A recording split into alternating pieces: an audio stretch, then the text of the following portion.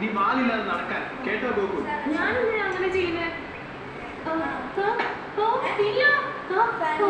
എന്റെ വാലവിടെ പോയി എനിക്ക് എന്താ മനസ്സിലാകുന്നില്ല.